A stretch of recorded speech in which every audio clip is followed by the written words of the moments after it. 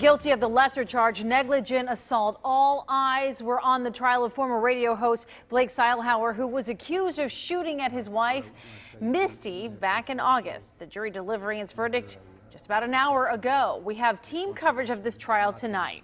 First, our Jason Law has been in the courtroom all week long following this case. And Jason, what does the jury's decision mean for Seylhouwer? It means that Blake Seylhouwer could walk out of jail at any point tonight a free man because of the verdict that they reached today after deliberating all day long.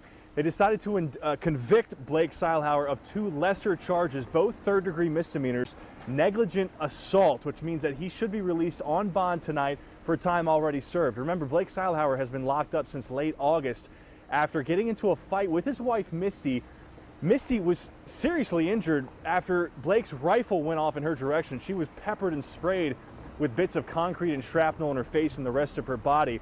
The jury had a tough time today trying to decide whether Blake Seylhouwer was guilty of felonious assault. Seylhouwer could have been sentenced to up to 11 years in prison if he was convicted on the much harsher charges. Rather, the jury couldn't come to the decision. They couldn't decide if Blake knowingly fired in his wife's direction with the intent of harming her, which is how we got these lesser charges of negligent assault. Again, both third-degree misdemeanors, which means Seylhouwer could be released from jail at any point tonight. I want to bring in my colleague Evan Millward now, because Evan was also in the courthouse, and we know Misty, the victim in this case, her hands were shaking in the hallway. I saw her. In fact, she had to actually leave the courtroom and the courthouse when she got wind that the charges would he would be convicted for lesser charges. You talked with Blake's defense attorney. Right. Obviously, he's got to be feeling pretty good tonight. Yeah, even though he was led out of that courtroom in handcuffs yet again, it's relief is what we're hearing. And his family, Seylhouwer's family, is the only ones who were left in that courtroom for this verdict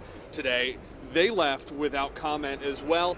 Seylhouwer's defense attorney, though, did talk to us after the verdict was read. He says he's confident about the domestic assault charge based on what the jury has already done in this case. And he also, like Jason said, expects Seylhouwer to be out of jail very soon.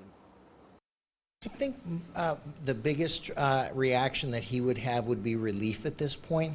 I always believed in the case. I always believed that he should be found innocent.